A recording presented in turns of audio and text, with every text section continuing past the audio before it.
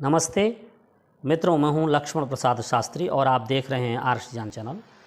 आज का मेरा विषय है जातिवाद की अंत्येष्टि और हिंदू समाज की एकता पर शोधपूर्ण विचार। मित्रों, आज मैं इसी विषय पर संक्षिप्त रूप में अपने विचार व्यक्त करूंगा। आशा करता हूं कि आप मेरे विचार को ध्यानपूर्वक सुनेंगे और इससे विशेष लाभ प्राप्त करेंगे। जाति शब्द का अर्थ होता है समान ज्ञान को उत्पन्न करने वाली जाति होती है। जिनकी आकृतियाँ, जिनकी इंद्रियाँ एक समान हो, उनकी एक जाति होती है। इन दर्शन के सूत्रों के आधार पर समान प्रसवात्मिका जाति ही आकृति जातिलिंगाख्या। इन सूत्रों को समझने से ज्ञात होता है कि संसार के जितने भी प्राणी हैं, जलचर, स्थलचर और आकाश में उड़ने वाले पक्षी, जितने भी योनियां हैं, उन सब की पृथक पृथक जाति है।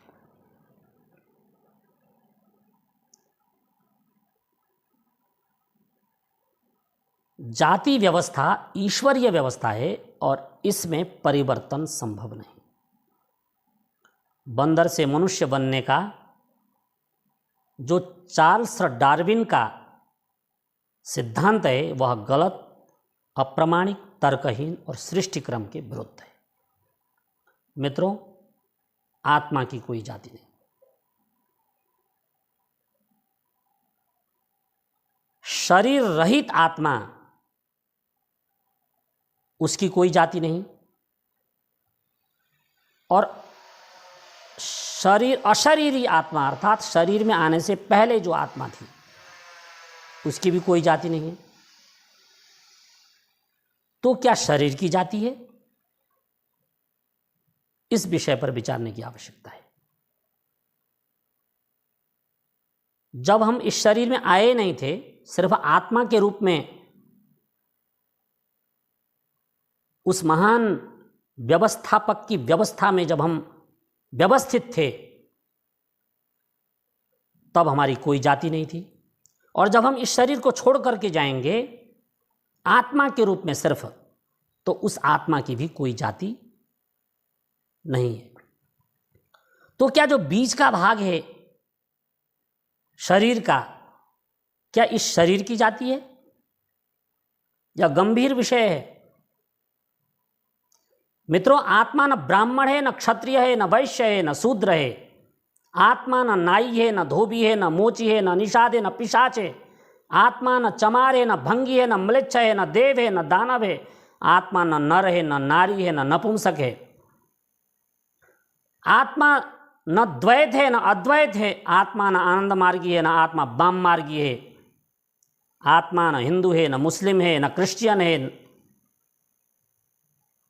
दुनिया में जितने संप्रदाय हैं, आत्मा उन संप्रदायों से पृथक है। आत्मा क्या है, इसकी ठीक ठीक परिभाषा वेद कर सकते हैं और वेदों ने किया है। हमारे ऋषियों ने आत्मा की परिभाषा की है, दर्शन ग्रंथों में आत्मा की परिभाषा है। आप आत्मा की परिभाषा वहां से जान सकते हैं। तो जब आत्मा की कोई जाति नहीं,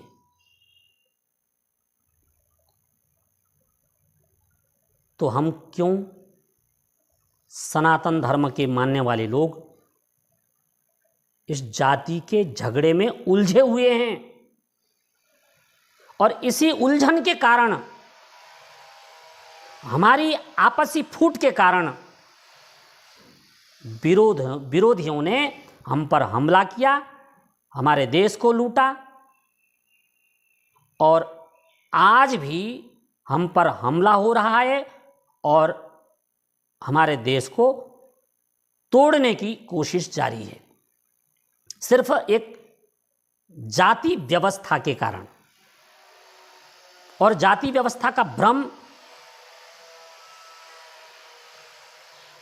अनपढ़ लोगों के द्वारा फैलाया गया नहीं है। ये जो समाज के सुधारक बने हुए हैं, जिन्होंने समाज को सुधारने का ठेका लिया हुआ है, जो अपने आप को पंडित समझते हैं, अपने आप को जो विद्वान समझ रहे हैं, जो अपने आप को कर्मकांडी समझ रहे हैं,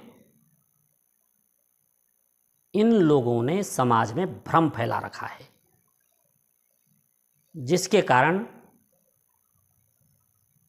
हमारे हिंदू आपस में ही लड़ करके मर रहे हैं।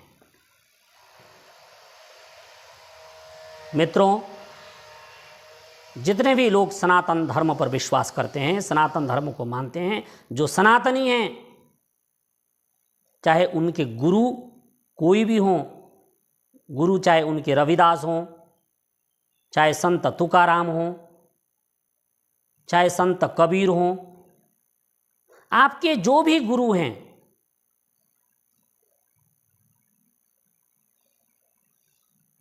मित्रों, हम सभी लोग सनातनी हैं। हमारा प्राचीन नाम आर्य था, हमारे देश का नाम आर्यावर्त था, और हमारा जो धर्म है वो सनातन धर्म था। हमारे सनातन धर्म की व्यवस्था में, मनु की व्यवस्था में जातिवाद को कोई भी स्थान प्राप्त नहीं था।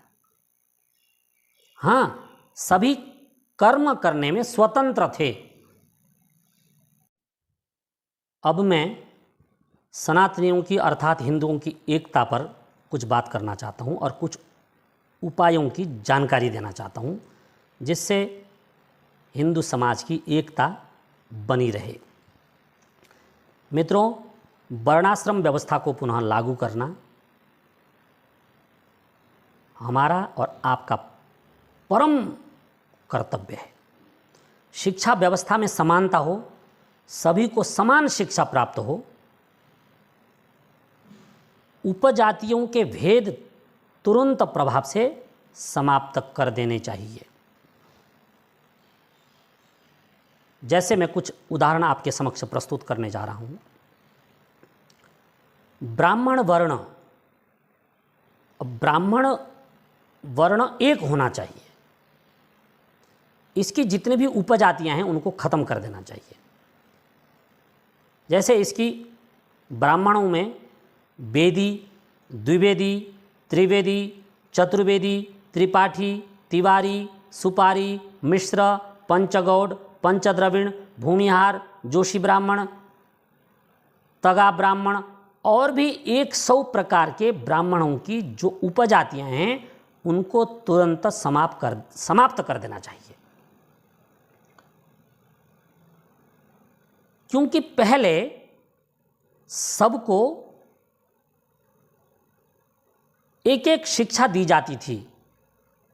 कोई 1 वेद पढ़ेगा वो वेदी होगा, कोई 2 वेद पढ़ेगा वो द्विवेदी होगा, कोई 3 वेद पढ़ेगा वो त्रिवेदी होगा, कोई 4 वेद पढ़ेगा वो चतुर्वेदी होगा।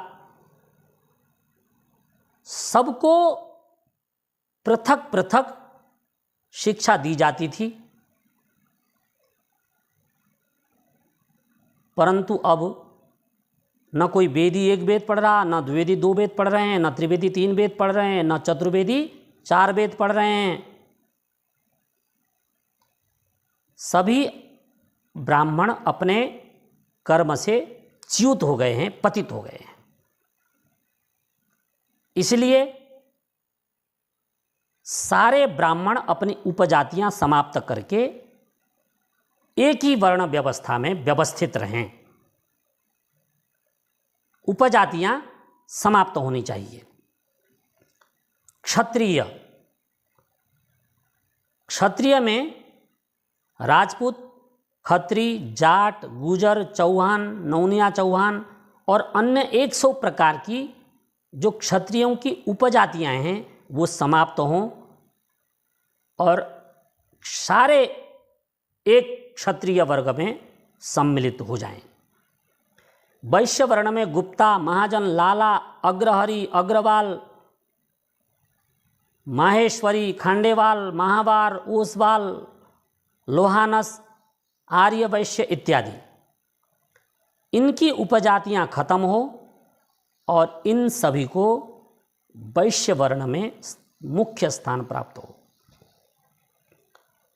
अब शूद्र वर्णों में अधधर्मी, वाल्मीकि, भंगी, चूड़ा, बंगाली, बंसी, डोम, तेली, चमार, बाजीगर, रामदासी, रविदासी, रामदासिया, मोची, लोहार, मजहबी, पारसी, निषाद, केवट, मल्लाह, कुंभकार, प्रजापति, धीवर, लोहार जनजाति, संथाल जनजाति इत्यादि असंख्य उपजातियां समाप्त हों और इन सभी को अंतिम शूद्र वर्ण में मुख्य स्थान प्राप्त हो।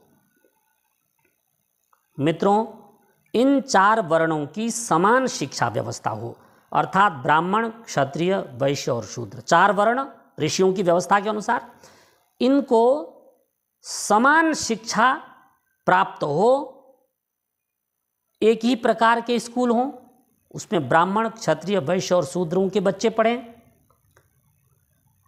और उनमें से जो पढ़ने में तेज हों वो फिर ब्राह्मण हों, शरीर में जो तेज हों वो क्षत्रिय हों और जो ब्राह्मण बुद्धि और शारीरिक बल में थोड़े न्यून हों वो वैश्य हों, वो व्यापार करें। और जिनको पढ़ाने से भी विद्या आती नहीं है, उनको याद नहीं होता, उनकी बुद्धि कमज़ोर है, ऐसे लोग शूद्र वर्ण में शामिल हों। इस प्रकार जो ऋषियों की वर्ण व्यवस्था थी वो पुनः लागू हो। जो विवाह की व्यवस्था है वो कैसे होगी कि महाराज मनु के अनुसार स्वयंवर की व्यवस्था की जाए, अर्थात हम 4 वर्णों में हमारे जो बच्चे हैं वो विवाह के लिए स्वतंत्र हों। हमारी लड़की जिसका भी चुनाव करे